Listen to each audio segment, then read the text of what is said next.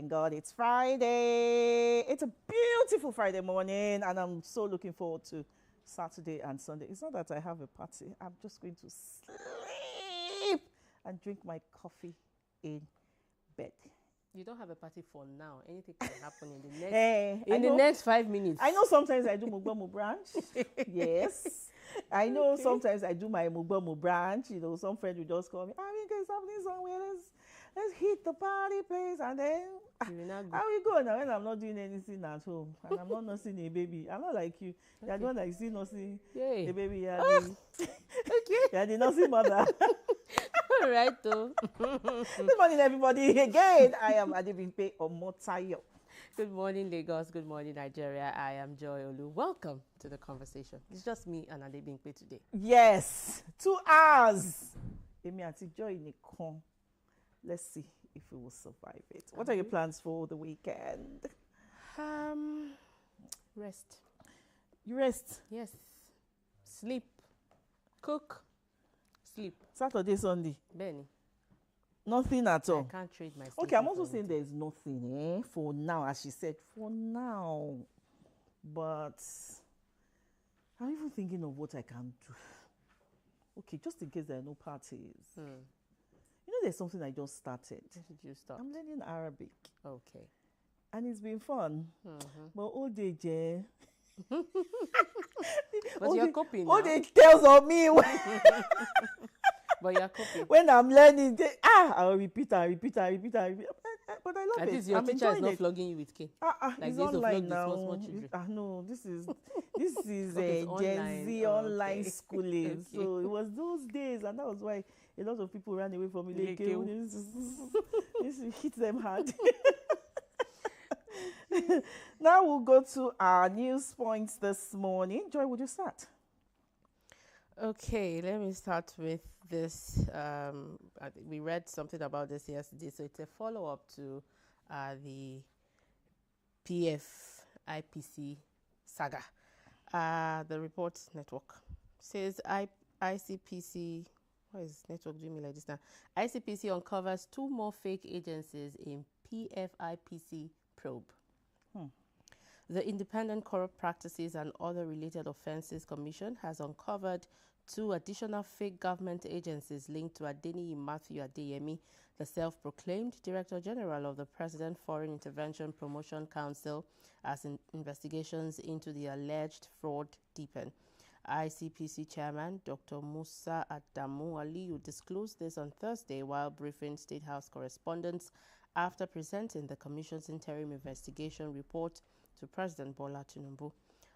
Aliyu said investigators established that Adeyemi was never appointed by the federal government and that the Presidential Foreign Intervention Promotion Council had no legal backing, having neither been created by an act of the National Assembly nor by an executive order. According to the interim findings, the appointment letter used by Adeyemi was forged, while the fake PFIPC unlawfully took over the offices and official instruments previously used by the defunct Presidential Economic Advisory Council. The ICPC chairman said the syndicate operated from the former PEAC office and engaged in impersonation, false representation, and other illegal activities by exploiting gaps in verification procedures and coordination among government agencies. He revealed that investigations also discovered 2 other fictitious government agencies, the FCT Investment Promotion Agency and the and the Foreign Investment Promotion Agency.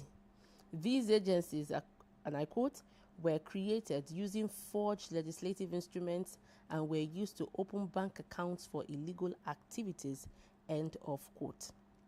Aliyu further disclosed that Adeyemi later altered the name of the fake organization from the Foreign Investment Promotion Council to the Foreign Intervention Promotion Council in an attempt to broaden its scope to include revenue generation.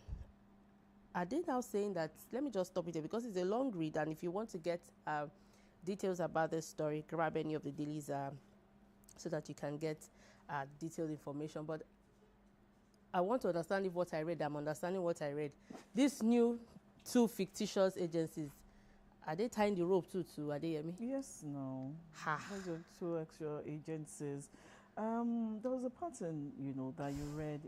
According to the interim findings, the appointment letter used by Adeyemi was forged, while the fake PFIPC unlawfully took over the offices and official instruments previously used by the defunct Presidential Economic Advisory Council. When this matter started, I was thinking that this is the one we know about. What about the hidden ones? Has this always been happening and they were never caught? Or when they were caught, was it swept under the carpet? Why are we hearing about this at this time? There's also the issue of the so-called intermediary who was supposed to be like the main witness, who today is late. There are too many hidden issues, concerning this particular matter. While they're trying, it's just like an onion. While you're peeling, yes, you keep unfolding, you keep unfolding, you keep, unfolding something else entirely. Adeyemi is allegedly, a criminal, a fraudster, a scammer. So we'll continue to watch this particular movie until, you get to the end. You get to the end and there's a court judgment and we are allowed to call him the name if he is so found. So for now, because the matter is in court and it's being investigated, there's little we can say about it. So I'll move to the next story. Okay, Oshun, that is where we're going this morning. Oshunpo ICPC deploys operatives to tackle vote buying. The Independent Corrupt Practices and Other Related Offences Commission has said its operatives will be deployed to all the 30 local government areas of the state during the August 15 governorship poll. This was disclosed by the resident Anti-Corruption Commissioner for Osun State, Yusuf Olatunji, while speaking with journalists during a street rally against vote buying organized by the commission in Oshogbo on Thursday. During the street rally, which had in attendance corps members, staff members of the Independent National Electoral Commission, ICPC members, among others, various speakers in 3 major languages in the country campaigned against vote buying. The rally had taken off at Igbono Market in Oshogbo. I'm sorry I didn't pronounce it properly. And moved through the old garage to Olaya area and terminated at Alekuwodo Market in Oshogbo. Also, during the street awareness campaign, flyers containing information on the adverse implications of vote buying were also distributed to the residents. Addressing journalists after the rally, Olatunji explained that the rally was organized to drive home the message of the Commission against vote trading. Yes. Anytime there is an election, it is often heard that there was a lot of vote buying, whether with cash, whether with food, especially bread, and sometimes both. Sometimes they say they tuck, money inside the bread. Inside the bread. You've not heard that one. That you tuck the money inside, and people will still eat this bread. Anyway, ICPC is doing what they're supposed to do. They're on the streets raising awareness against vote buying. And for me from here, my little advice to Nigerians, to the electorate, to those who will vote, if you sell your vote, you're selling your conscience for something that will last just for immediate satisfaction, immediate gratification. You're selling another 4 years of your life. So if you're one of those people who believe that, I want to fetch jembe, 5K, even if it's up to that, or bread, or rice, what do they call that thing? Stomach infrastructure. That thing will finish. That thing will finish, and you are left with your conscience? You know, again, I just think it's time for the NOA, National Orientation Agency, to begin to sensitize people on the power that they have as electorates. And of course, Oshun's election is happening soon. I think it's next weekend. Next year would have the presidential elections. General elections will be coming up. And I think that they should begin to sensitize Nigerians, you know, on the power that they possess with their votes. And that will also help to tackle the issue of voter apathy, tackle the issue of vote buying. Because again, hunger is a strategy. I mean, if you are dangling rice, beans in front of someone that's not eating, Abi, na person where they are alive, now they vote. Looking at you, do you know what I want to ask What? You? If they dangle No, I will not take a bag of rice, a bag of beans. No, I won't take it. Thank you. I won't. So it's not about, I always say it's not about hunger. No. It's just sheer greed. Sheer greed, yeah. Yeah. So you take the Tinubu story so I can take the Lagos story. Okay. Tinubu. I can't find it. Okay. Let me just then take the Lagos story. Okay. Then. Sorry. Okay. Tinubu hails economic team. NGX as stock market surges from 30 trillion naira to 160 trillion naira. President Bola Ahmed Tinubu yesterday commended members of his economic management team and the Nigerian Exchange Group for what he described as their role in stabilizing Nigeria's economy and driving the remarkable rebound of the country's capital market, saying positive economic indicators and favorable global reviews point to a brighter future for Nigerians. Receiving the board and management of the Nigerian Exchange Group at the State House, Abuja, the president said his administration's reforms anchored on global best practices had begun yielding measurable results and were laying the foundation for long-term sustainable growth. The NGX delegation, led by its chairman, Dr. Umaru Kwaranga, and Group Managing Director, Chief Executive Officer Timi Popola, informed the President that the total value of listed equities on the exchange had grown from about 30 trillion naira when he assumed office in 2023 to 160 trillion naira, with projections that it would reach 230 trillion naira before the end of the year. President Tinubu singled out members of the economic management team, including the Minister of Finance and Coordinating Minister of the Economy, Dr. Taiwo Oyedele, the Minister of Budget and National Planning, Senator Atiku Bagudu, the Governor of the Central Bank of Nigeria, Yemi Cardoso, and Chairman of the National Revenue Service, Dr. Zach Adedeji, for praise. Yeah. Congratulations to Mr. President and all others listed for taking Nigeria from 30 trillion naira to 160 trillion naira. Yes, while we celebrate all of these, and for the market woman on the street, and for all the artisans, you know, how does this translate to more money in their pockets? Prices of food and commodities in the market are still quite high. So I think we should start seeing that. You know, I'm a layman, but one thing I understand that, you know, there is an increase, you know, in the stock market, you know, from 30 trillion to 160 trillion. And they are also projecting a 230 trillion Ekushesa or SARS. But one thing, I have to speak Yoruba. People are still groaning in hardship when they have to pay for commodities in the market. We pay electricity tariff that is still quite high, but thank God the Minister for Power has come out to say they're not increasing. There won't be any increase in electricity tariff. Even when they take off the subsidy? No, there won't be. Question. Joy, are you trying to be funny? Question, Imobiri. Question, Obiri. Okay, there won't be an increase in electricity tariff,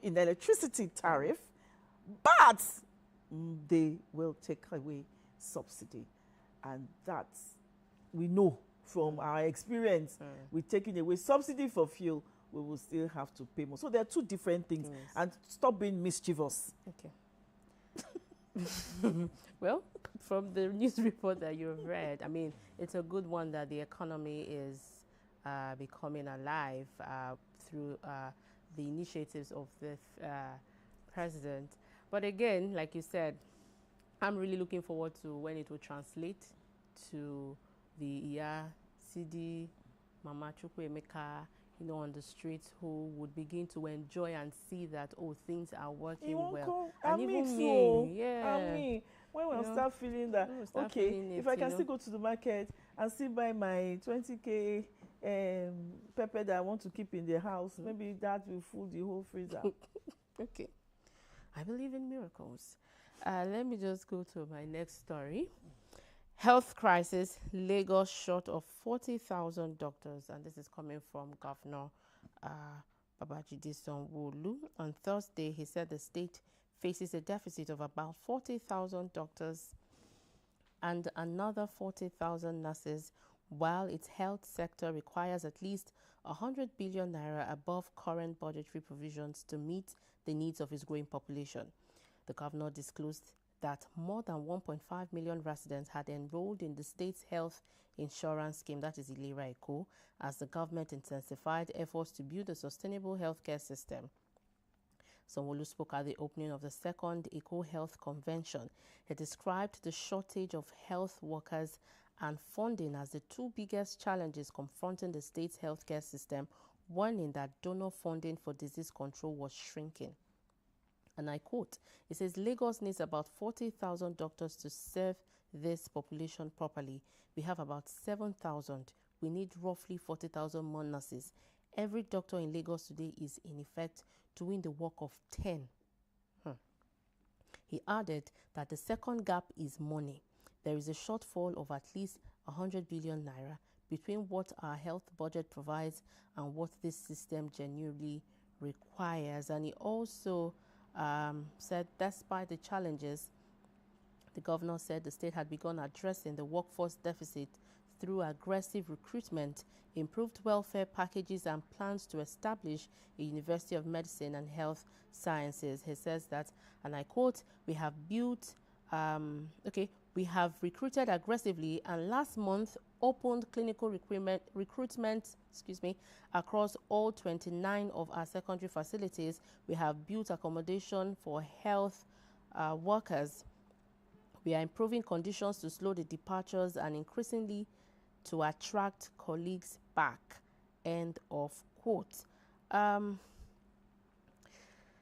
Health crisis, and Governor Sanwo-Olu, they admitting that there is a shortfall of about 40,000 doctors, and he says one doctor is doing the job of 10 doctors. Now I'm trying to put myself in the shoes of these doctors on a daily basis, the stress that they go through. But again, while admitting the challenges that the state is experiencing, Governor Babajide Sanwo-Olu has also, preferred solution to this, and said that they are aggressively recruiting more doctors, nurses, and also building and creating what's it called now, accommodations for these health workers as well. That's upgrading their welfare, and that's a good one for the state government. Yes, we are all aware of the shortfall of doctors in Lagos, especially in the public sector. And you also said something now that, we have considered, the welfare by getting accommodation for them. It's beyond that. It's beyond that. Doctors have been making demands, all this while that, they're not being treated well. They don't have enough. They don't have good welfare. Aside accommodation, they need, some kind of allowances increase, that will make them feel as if, they're truly working. Do you know how long these people spend in school? You would have finished, your child would have started university again before they graduate. But talking seriously, It's a good thing that Governor Sanwo-Olu, that's one thing I like about Lagos State government. They're listening. They keep listening, and they don't pretend that this is not happening. Governor Sanwo-Olu has admitted this shortfall, and is ready to do something, but they should do more. Most of our doctors are abroad. I'm telling you. And we have the best hands in this country. And it's not that it's easy for them abroad too. They are working round the clock because they know that when they work, they see or they receive, good salaries. That's why they are working. They are so good. There's a particular hospital in the abroad. I'm not going to mention. Half of the doctors there are Nigerians. Half of the doctors there are Nigerians. And how did I find out? I have a younger sister that works for the health sector. And she's like, hey, people here, I must seek you. Because the people that will treat you, they are all here. So you people need to be careful. Take care of your health. And of course, health is wealth. So let's quickly move to X platform, where Tinubu is trending again. Hey, we were complaining yesterday about EFCC that froze Osun State accounts. So yesterday afternoon, when I saw this report, I sent it to Ajibola. Did I send it to you? No. Okay. I saw President Tinubu direct EFCC to vacate the court order freezing Osun government account. And let me read a part of it. It has come to my notice that the Economic and Financial Crimes Commission, EFCC, obtained a court order on August 5, 2026, freezing the accounts of the Osun State government. I must state that I feel deeply embarrassed, not by the EFCC's exercise of its mandate backed by a court order, but by the timing of the agency's action. This is so because every action taken by an institution of state, especially at the federal level, is always credited to me as the president. That's Asiwaju Bola Ahmed Tinubu, even when I may not have had any prior knowledge of the action. And we said it yesterday that this is so untimely. Why would you want to embarrass yourself like this and allow EFCC to do this because we know that they have elections next week? Are you trying to hold them back not to spend money? It is Osun State is a state, and the chief executive of that state is in charge of that state. Why are you now holding their hands and say no because they found some transactions that were looking dodgy? That's why no, it's not your business. No, but even if you are going to do that, not this time. You have embarrassed the president, and he had to come out to say, what I read earlier. You don't do that, but trust our online warriors. There's nothing this president will ever do right in front of them. I don't know whether they need his blood or his or his head. I don't know what they want from him. Somebody said, President Tinubu orders EFCC to reverse the freeze on Osun State accounts. I've seen this news today. On what grounds is the president ordering EFCC and issuing a directive to them? What kind of lawless jungle is this? The FCC is an independent federal agency. They do not take orders from the president. This is madness on the and so on and so forth. Baba, Mr. President is Madaro. What can he ever do right in the eyes of Nigerians? Intervening in this matter at this point and asking the FCC to vacate the order is what I see as fatherly wisdom coming to play, because again, even if yes, the FCC has the right to do what they are doing, and not even the president said it, that he also doesn't interfere in their discharge of duties, but the timing is what we don't understand, and Nigerians have been really meaning into this, and then for Mr. President to come out and say, come back, I think that's wisdom speaking there. But again, for me, from what you just said now, I've started thinking reading things. Yeah, me too. I'm reading meanings. I don't interfere, and you can order them to unfreeze anyway. I mean, That's what is trending on the X platform. We're going to short break. When we come back, the conversation proper will start. Stay with us.